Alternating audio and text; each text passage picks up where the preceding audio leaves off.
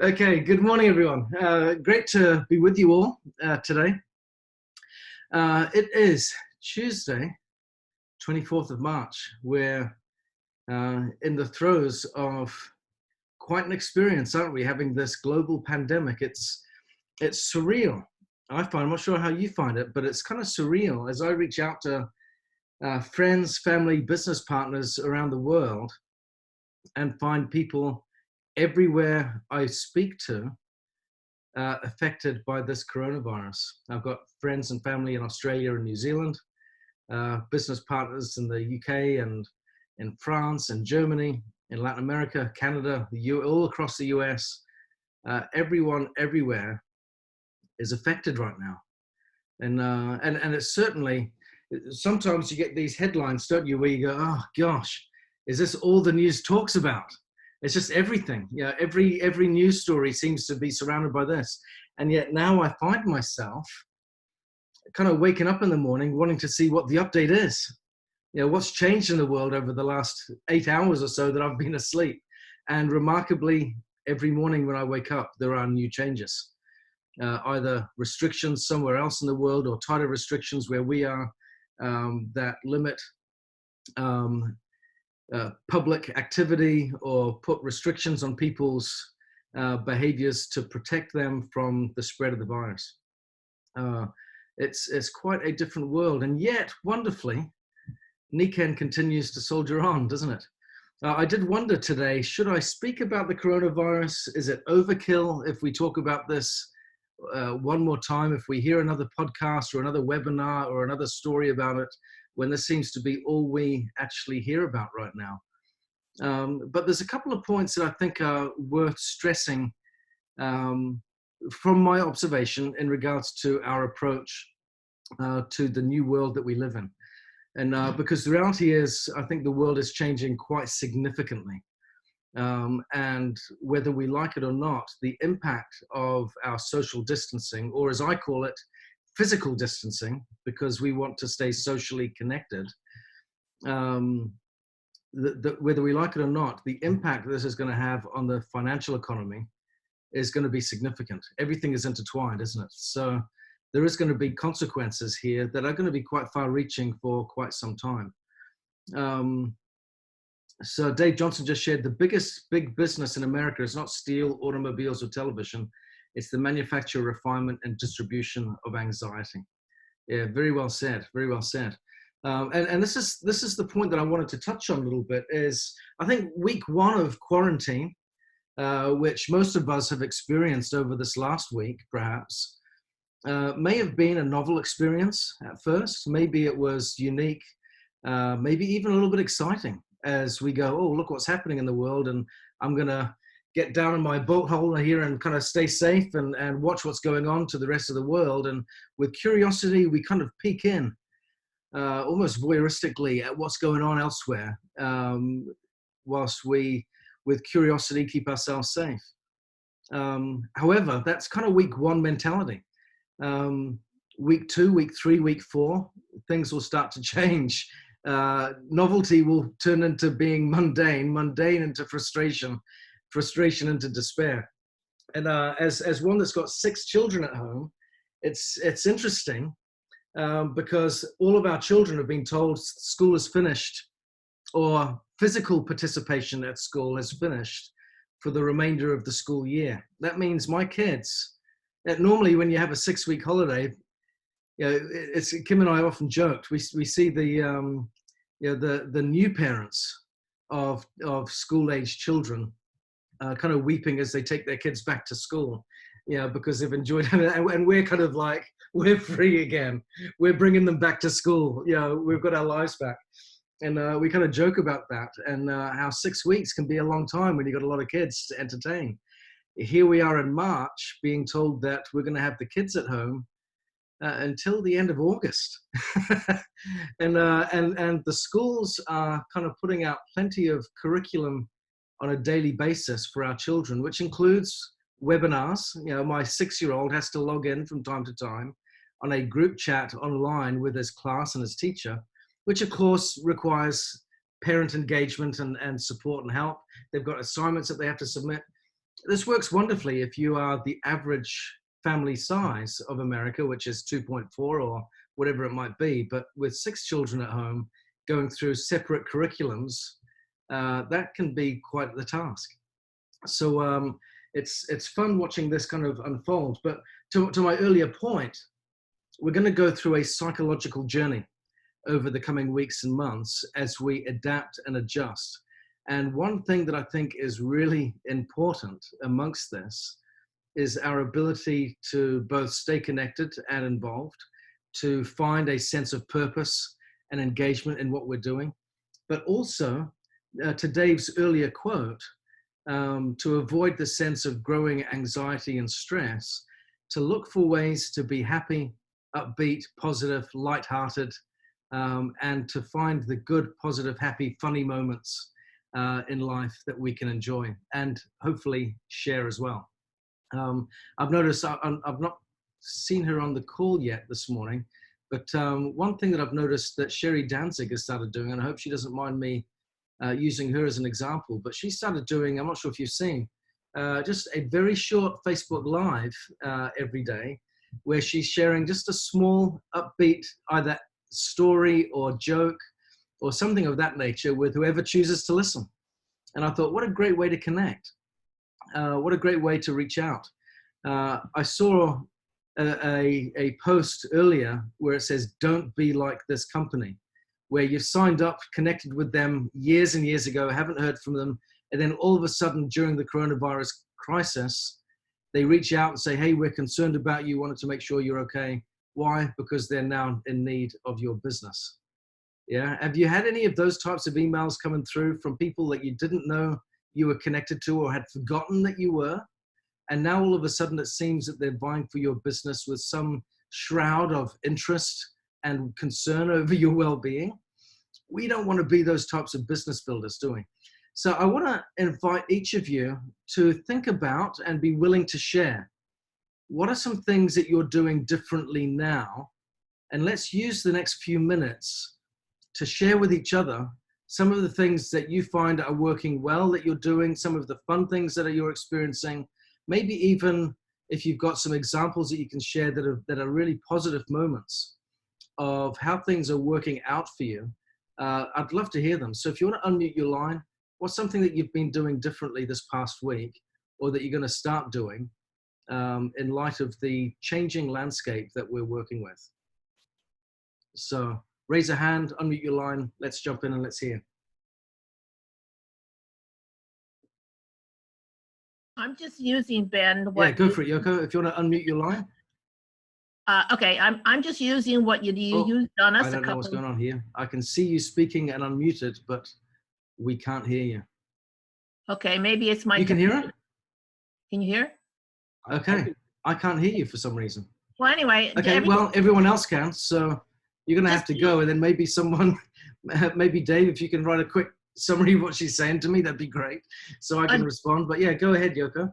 I'm just doing what you got me excited about doing, just calling people. You know, that was a couple of weeks ago on your call, and it's wonderful because people are saying, gee, thank you. You know, it's nice to be able to know that people are talking to each other still.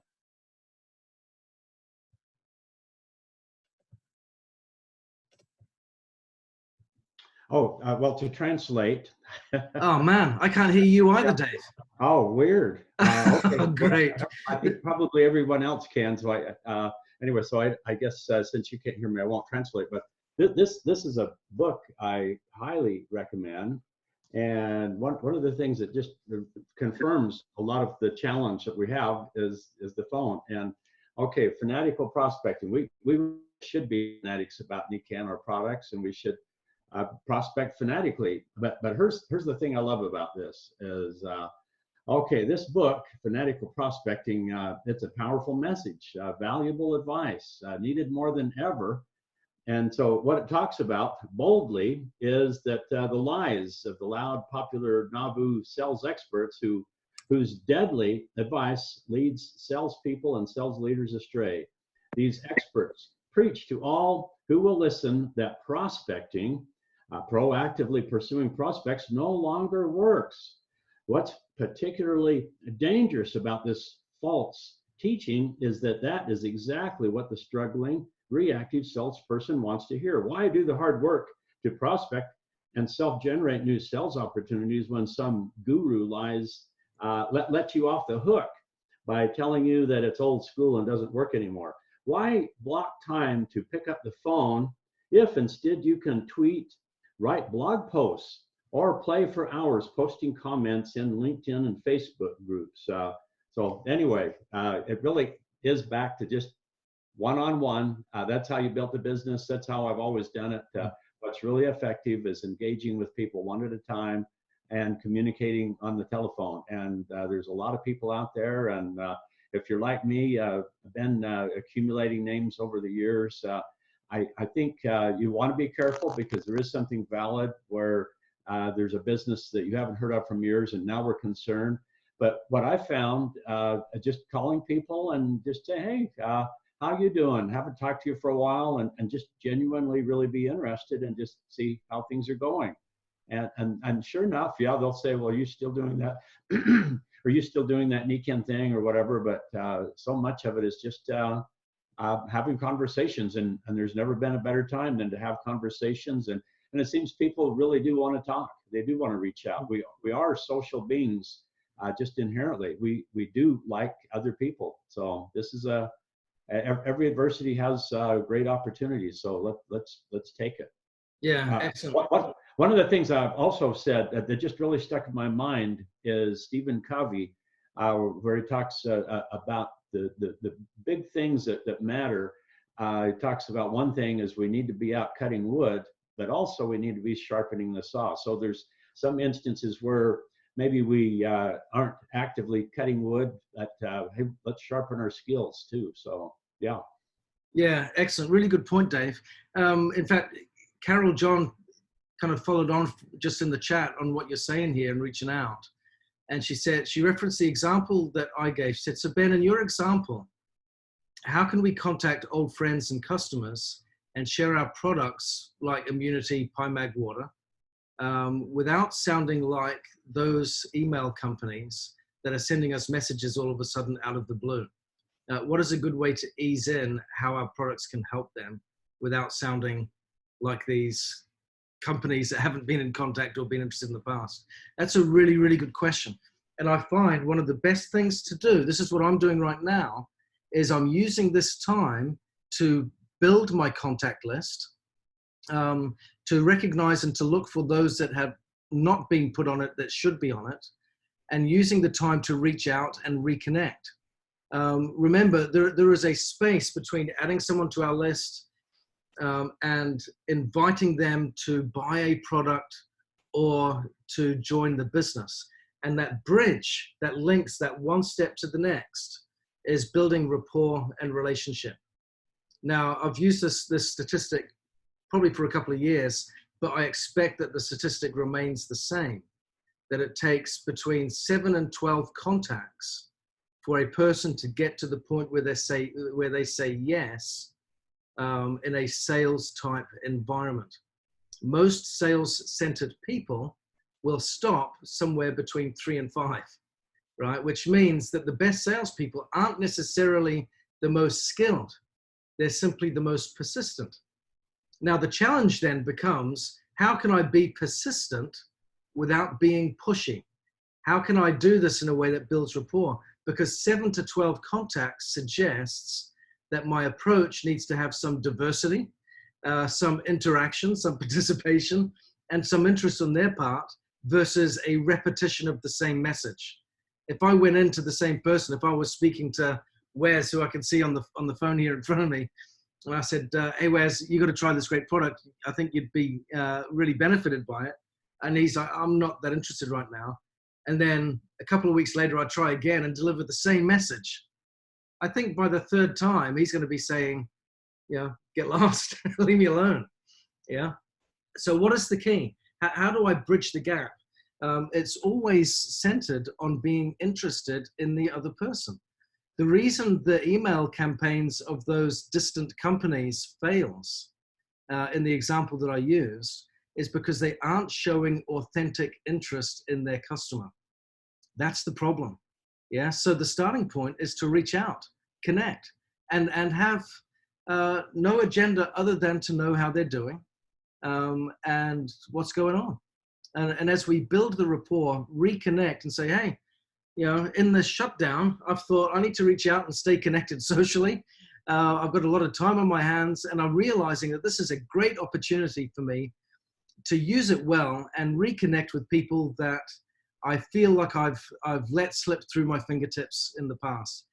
We've not chatted for a while. How you doing? How's life? How's the world treating you right now? And then ask a few questions and give them a chance to respond. The critical thing is, if you want to have 7 to 12 contacts, you've got to have a few open-ended questions that give them the chance to reply back. And what that does is it also gives you a chance to find out more information about what they are worrying about, what's going well in their life, what's a concern for them, how you might be able to help, because our objective really is to fill a gap, isn't it? We can't fill a gap if we don't know what that gap is. We don't want to impose it on them. We want to discover it, let them share. And I think right now, you know, we will find there is a lot of people that are happy just to have the conversation, that are grateful just for the chance to have a chat, for a little bit of change, to break up the monotony of their day. And also, they might be sharing some concerns that they didn't have not that long ago, where you can show some empathy, show some understanding, maybe even provide some solutions. And again, even in the providing of the solutions, you can do that in a very gentle way, you know, and say, you know, if they're concerned about their employment or if they're concerned about their health, to say, well, gosh, you know, so there's so many people that are feeling exactly how you feel right now. You know, I've been so grateful that the company that I'm with has got products that have been looking after my health. I'm so grateful that amongst the uncertainty financially, that this past month has been a great month in our company's business. What peace of mind that's brought for me. I'm so grateful for that. Then stop. Don't say anything. What's the person going to do? They're going to ask a question, aren't they? They're going to say, oh, what do they do? What do you mean that, you know, products that are looking, well, you know, if you're interested, this is what they do. And then what you find then is you're leading with their interest, their questions. You're simply guiding that process by teasing it out, if you will, their interests, and getting it from them in a gentle and appropriately persuasive manner. Yeah. So share a little bit, ask some questions, share a little bit, ask some questions, allow them to respond, allow them to ask back. And what you'll find is you might start having some very interested conversations coming out of that as a result. So that's my approach. It's working really well. And I'm having a lot of different conversations now that I haven't had before, because there are new people on the list that are suddenly becoming relevant to connect to.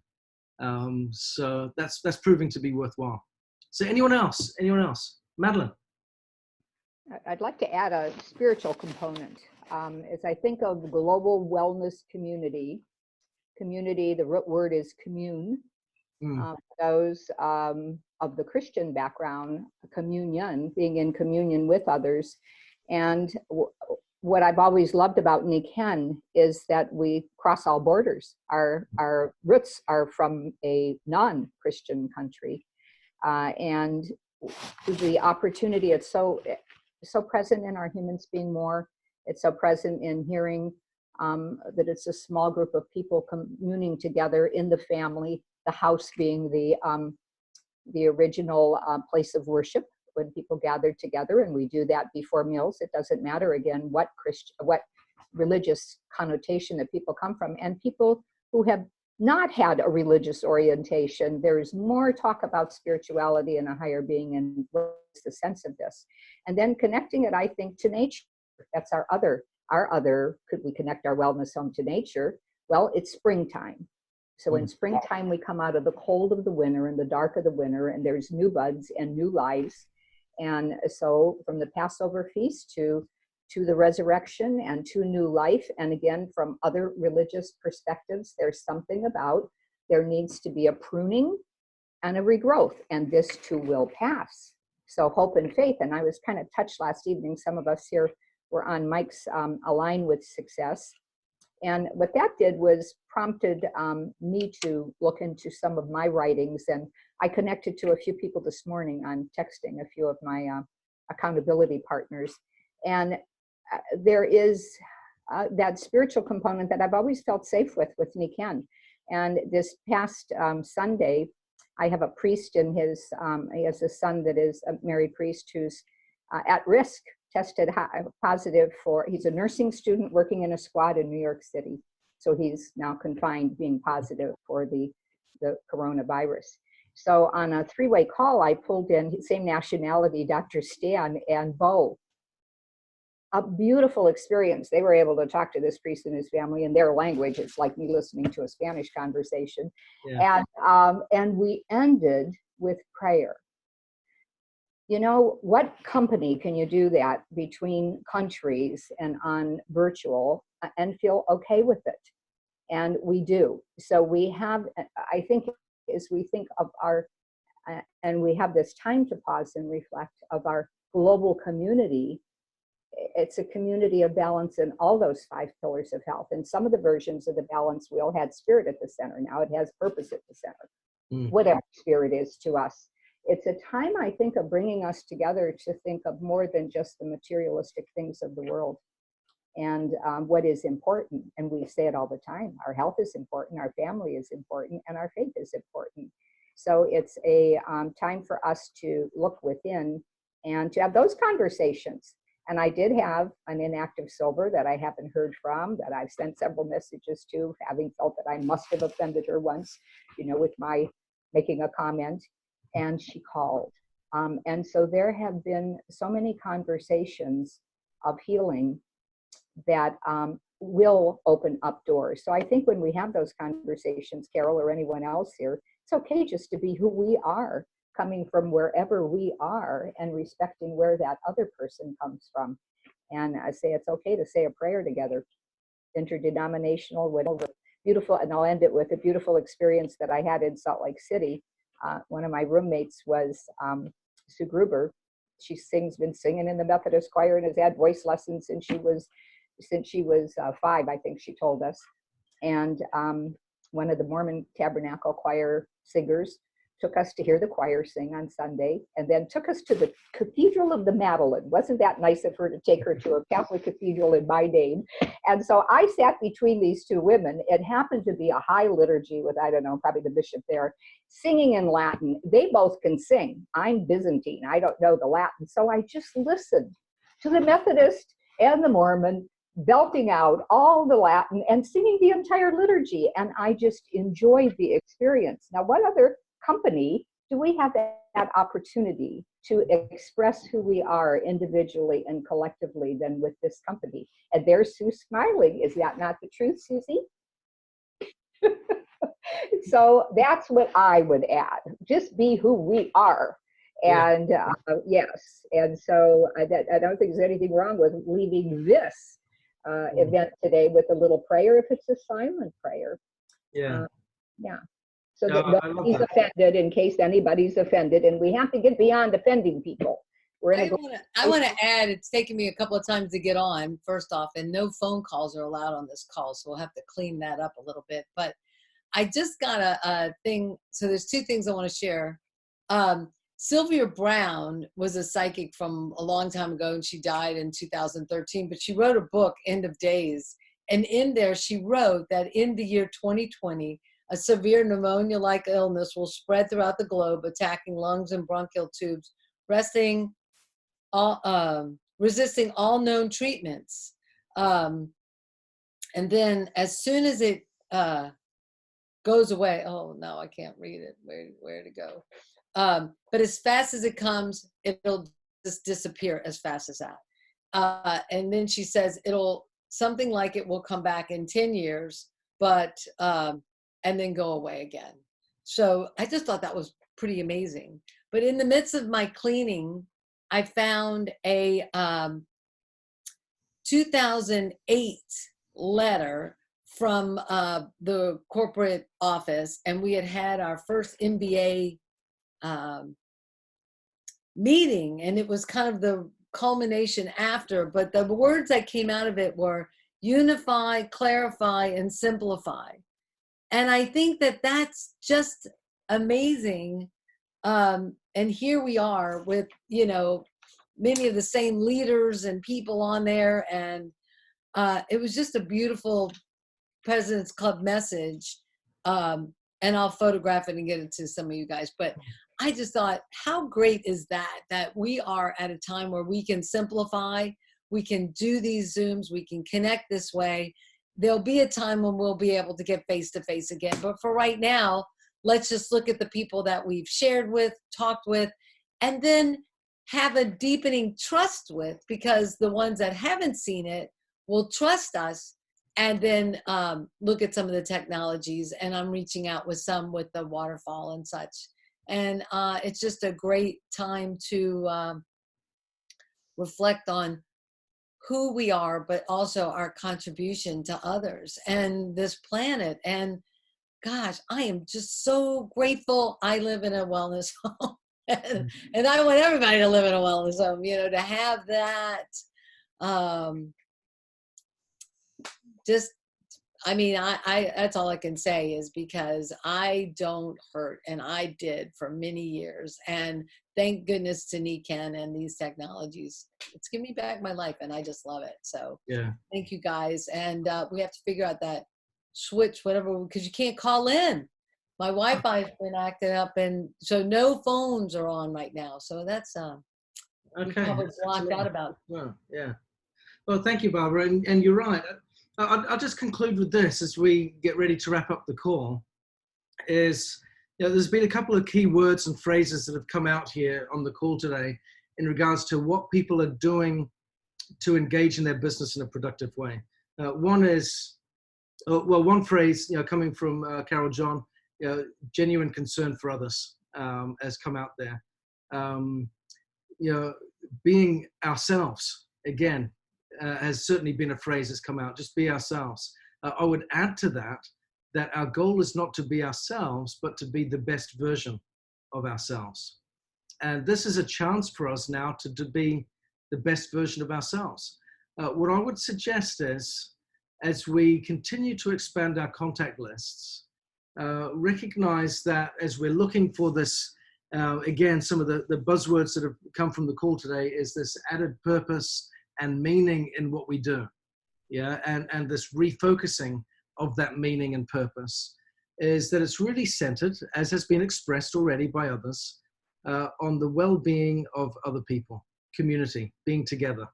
I would invite each of us to look for those that we know that we think today may need to have a loving hand reach out to them simply to ask them how they're doing. Yeah. One of the greatest feelings that I ever get outside of being a husband and a father is the feeling that comes from doing good for someone else. Isn't that a great feeling when you can know that you've lifted someone else up a little bit, brought a little bit of peace of mind or heart to them? It's a good feeling that comes. So my invitation is to do that, to look at who do I know that may be on their own, that may feel a little isolated, that may be feeling a little down or discouraged right now. Let's reach out, lift them up, connect with them, let them know you love them, share a little bit of your authentic self with them, and do some good. I am confident as we continue to do that each day, not just once, but many times over, that it will be a beautiful side product. We don't want to do it with that intent, but I promise you that as a wonderful side benefit that will come back to us as a consequence of doing good, good will flow back into our own lives as well. And it will flow back into your business also. So let's reach out, do good, lift others with love, let them know that you care, be the best version of yourself, and let's commune with others in a way that is uplifting, edifying, and encouraging. And I think that we will make the world a better place for doing it. Thank you very much, and have a great day, everyone. Take care.